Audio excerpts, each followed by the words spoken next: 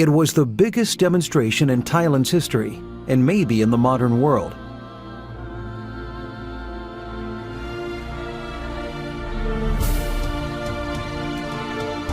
On November 24th, 2013, over 1 million Thai people took to Ratchathumnon Avenue and other streets in Bangkok.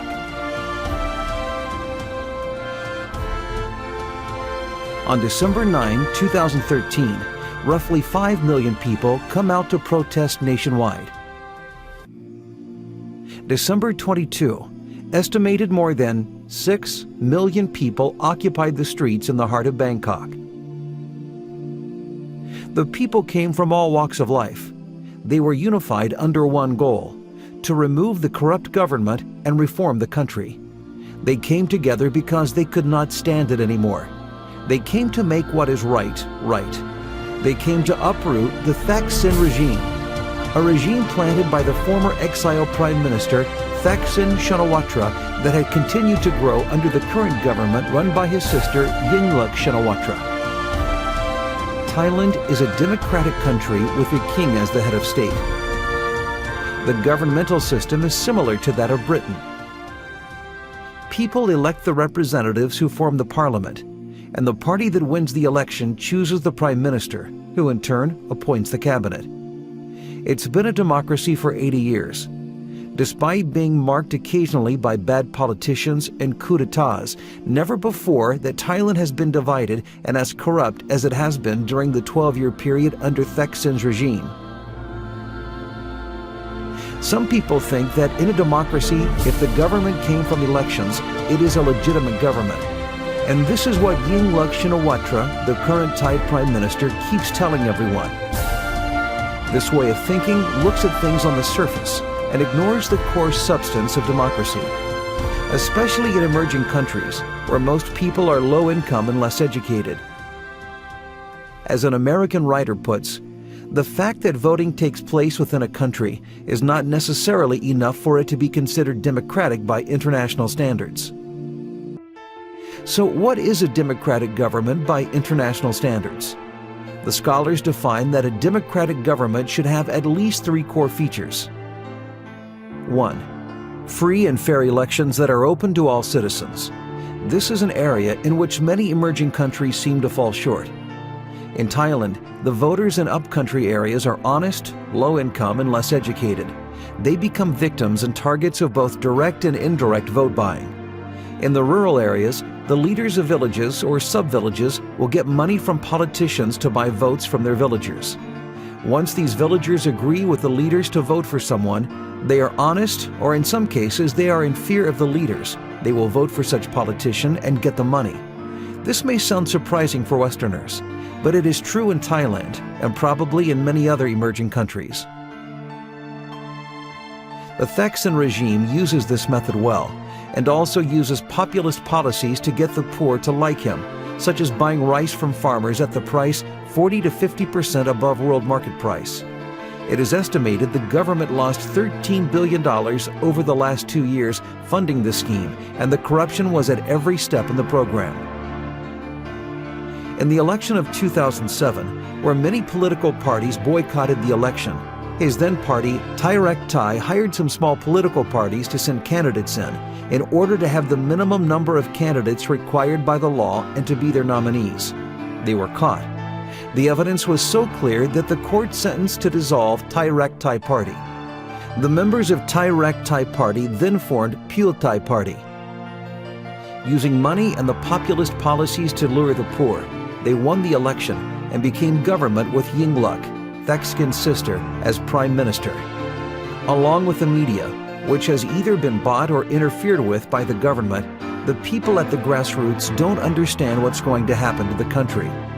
In Bangkok, though, where voters are more sophisticated, Pheu Thai Party has never won an election, even the recent election of the Bangkok governor. 2. Rule of law, majority rule, and individual liberties. While democracy rests on the basic principle of majority rule, it also protects certain individual rights and liberties and prevents too much power from concentrating in any one individual or group of people. The laws and procedures must be applied equally to all citizens. This means having a system of checks and balances in place to prevent the abuse of power. Majority rule is necessarily limited to protect the rights of minorities. The Bill of Rights assumes this role in the United States. In Thailand, under the Thaksin regime, Thaksin appoints his relatives and close allies to be heads of many powerful organizations, including the army and the police. With the money that Thaksin regime steals from the country and the power they have, the police and the district attorney are easily on their side. The result is a police state and unjust legal procedures in which citizens are not treated equally by law enforcement. When the Pheu Thai party won the election through undemocratic methods, they owned the parliament. And as the winning party, they also became the government. There is no check and balance here. They believe they can do anything they want. They make laws for the benefit of their own group. This is what we call democratic dictatorship. They amended the Telecom Act to increase the limit of foreign shareholding in Thai telecom companies from 25% to 49%. 2 days later, Thaksin sold his 48% share of the Shin Corporation, a public telecom company, to a Singaporean company for $2.5 billion, and he evaded the tax. The parliament passed an amnesty bill that allowed Thaksin, who had been a fugitive leaving abroad, to come home clean and clear of any charges, including the corruption charges of which many are still pending. During the voting to pass this bill, Pheu Thai representatives cheated on the vote. They used the ID cards of the representatives who were absent to also vote to make sure the bill passed. The vote was held at 4 a.m. in the morning when few people were paying attention. This incident was taken to the Constitutional Court, which ruled that the amnesty bill was unlawful and unconstitutional. Yingluck's cabinet and Pheu Thai members of parliament announced that they will not accept the ruling of the Constitutional Court. Under democratic principles and the rule of law, when a government refuses to obey the law, especially the Constitution, the government can no longer be considered a legitimate democratic government. These are just samples of the dictatorial behaviors of the current government, and they have done it to the degree that millions of Thai people are willing to take the risk of the tear gas and their lives to protest on the streets. If you still think that a government that comes to office through an election is a legitimate democratic government, then you don't know what a true democratic government is. 3. Protection of fundamental human rights. These include the right to free speech, freedom of religion, and equal protection under the law. A democracy also includes the right of all citizens to organize and participate fully in the political, economic, and cultural life of society. People have the right to demonstrate in a peaceful manner or act in non-violent civil resistance or civil disobedience. This is what the Thai people are doing right now. They have brought flowers to the police and government workers as a symbol to ask them to resist the government and turn to the people's side. But Yingluck's government uses tear gas, rubber bullets. There have even been cases of real bullets being used in order to prevent the protesters from occupying government buildings. At the recent incident of Ram Kum Hang University, the government did not respond at all, while their supporters, the red shirts, who are always violent, clashed into the student protesters. The result was 4 deaths, of which at least 3 were students, and who knows how many injuries.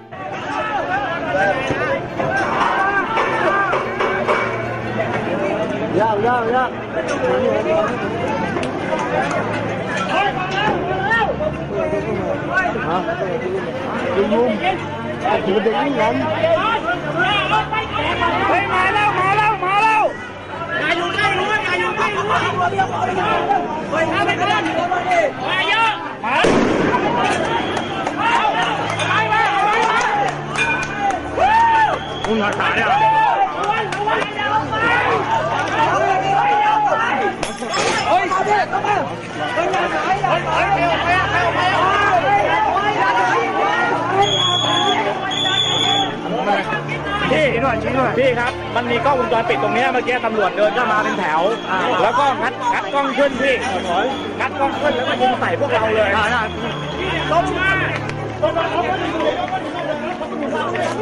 วางลงบนนะแม่เราคนลงไม่ถามว่าคนลงเลย พี่ลงมาพี่มือมันเผาอยู่พี่มันเผาอยู่พี่ขึ้นไปหน่อยขึ้นไปอยู่นะขึ้นไปหน่อยไปประมาณ100 เมตรอ่ะพี่เสียงสดเห็นไหมพี่เห็นปะเผาบ้านเผาเมืองพี่ขึ้นไป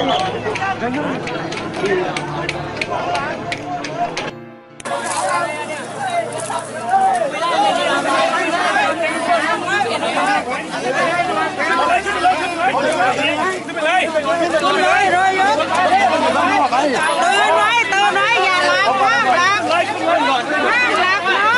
ห้ามล้างน้องห้ามล้างนะ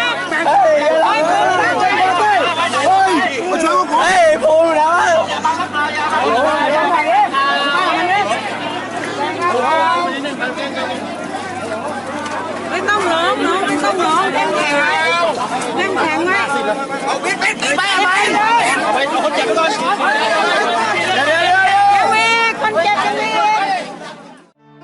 During Thaksin's administration in 2003, he has ordered heavy-handed policies for the war on drugs, resulted in the extrajudicial killing of 2,800 people within 3 months, including innocent children.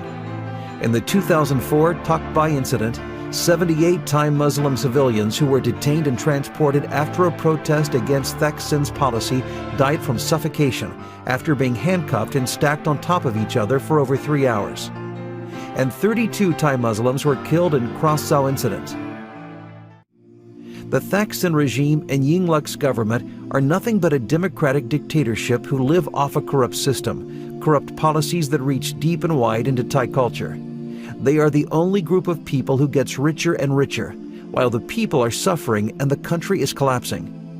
A recent poll shows that the young Thai generation feels that corruption is okay if that they also get benefits from it. This truth hurts Thailand's dignity and the Thai people. It is time for this to end. Thailand needs to reset and reform. Democratic dictatorship occurs around the world, in the Philippines, Indonesia, many years ago in Central America countries, in European countries, and in the Middle East uprising recently. We hope that through the social media and internet era, all of us can learn from the loss of other countries and decide to do something for your own country and prevent this to happen to your people. Democracy may be the best choice available, but it also allows dictatorship and tyrants to parasite. At the time we produce this video, we don't know how Thailand will turn out, how peaceful protest can overthrow the shameless government. We fully support the bravery Thai people who come out to fight for their freedom and protect their beloved king. Thailand needs a reform, not just another election.